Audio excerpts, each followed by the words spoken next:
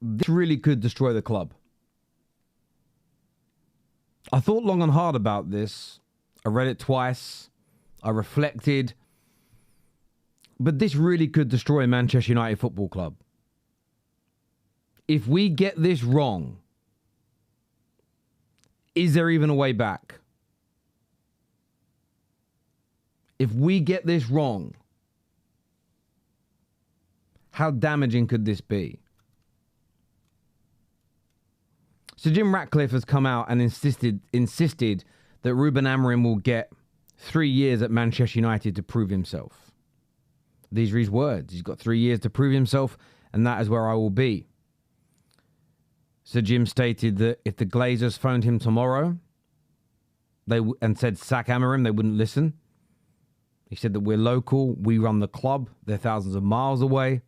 Essentially, this is the deal. We run the football operation. He has rejected the idea of sacking Amorim early, despite poor results, calling for patience. He's compared Amorim's situation to Sir Alex Ferguson and Mikel Arteta's, both of whom struggled in the early stages of their careers at their respective clubs. And when I heard that, I read it. So let me go back to the beginning here. I want to give this some context. I saw some of the quotes, and some of the quotes I kind of agreed with. The redundancy element. I think people are still, it's not nice people got made redundant.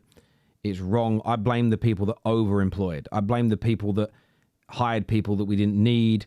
I blame the management and middle management that allowed standards to drop. And when I say we didn't need them, we still on average employ about 100 to 150 people more than other clubs of our size and our fellow Big Six in the Premier League. So when people say, oh, how can we even operate if we've made so many redundancies? Well, we have more employees by about 100 to 150 than clubs that are the same size as us, have more turnover. In fact, some of these clubs have multiple football clubs they manage at the same time and do it well and have less staff than we do. So I understand that element of it. But when it comes to the sacking of Ruben Amorim, I'm not someone that wants the manager sacked. Let's have a fair and honest conversation. I don't want the manager sacked. I'm wanting to turn it around. And I hope that he does. But this element of Fergie took a long time, so it's okay that this takes a long time. It's too basic for me. It's too basic a way to think.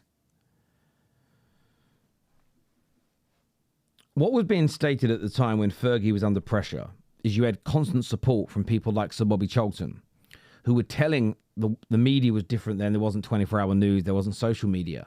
But was telling people, look, there's a lot to fix. There's drinking cultures, behavioural issues, squads to build. He's helping us re-implement the academy that was broken and had fallen apart. And this was consistently explained. It got ignored by some sections of the fans that wanted to see results.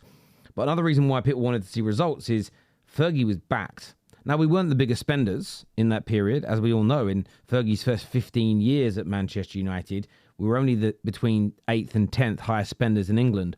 But we did spend and we did invest. And we already look at the first summer that Ruben Amorim has had in 2 windows. No new central midfielder. And Lemaine's might be the guy, but he is still young and up and coming. There hasn't been the investment that other managers got. So I look at it and think, you can't use an example unless you're following a similar path. He also went on to say that he believes the media pressure and modern football impatience distorts proper judgment. I look at that and where I agree is Ruben didn't take us down to these levels. He just hasn't got us out of them.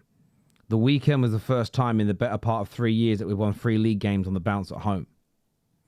We only won back-to-back league games once in the 9 to 10 months prior to Ruben joining our club. Now, he hasn't done it again since, so I won't pretend that the standards haven't dropped. I won't pretend that we haven't got worse. The big fear factor in that has been the entire time that Ineos have been running the football operation. Now, the hope is that we've got worse and we're falling apart because they're fixing culture. And whilst they're doing that, there's a kickback from a lot of the players and people. And we're seeing we can't see the wood for the trees because it's still going to take another few years to clear out players and bring the new guys in. But we'll slowly start to see better results. And then once the majority of the squad has changed, you'll see this massive shoot up in progression because all the hard work's going on. And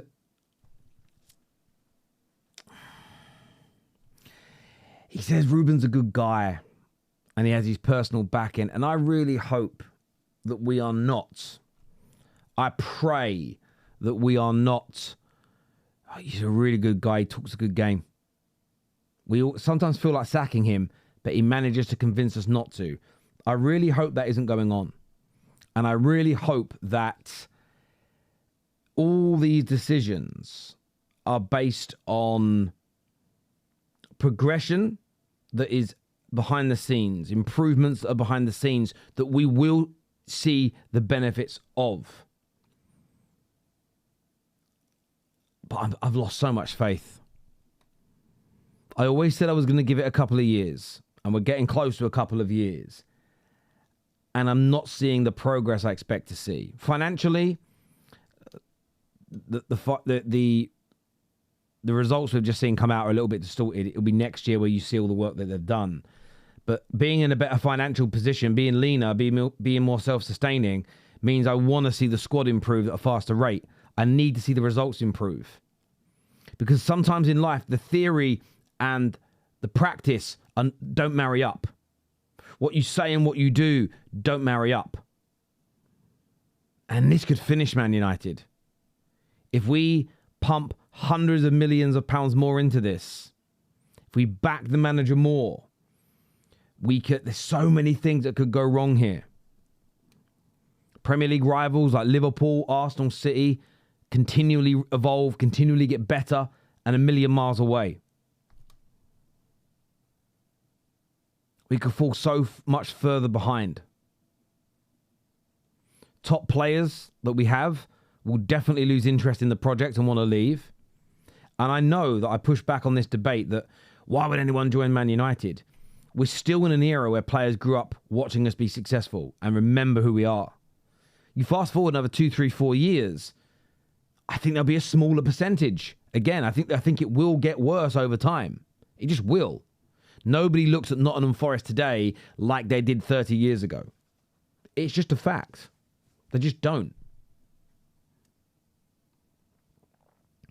And as much as we're fixing the financial situation, if all this investment into Ruben's style gets three years, gets another 500, 600 million, and it doesn't work, and the players, the culture isn't fixed, and the players don't want to be here, and they're forcing moves, we're then going to be in the same position we are now, where we're financially constrained because we've got to invest that again, but we owe all this money. We'll be selling people cheaply because of the situation, and we're back to square one.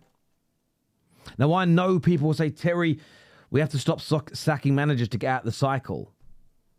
And there is an element of truth to that. I'm not denying it. But we haven't won back-to-back games in the Premier League. The pressure is now on Sir Jim. The pressure is now on Ineos. The pressure has always been on Ruben Amorim.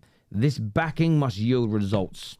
This backing has to be met with improvement. Or you have to be the ruthless billionaire that you are. You have to be as ruthless with your football manager as you are with the staff that you didn't need in other departments.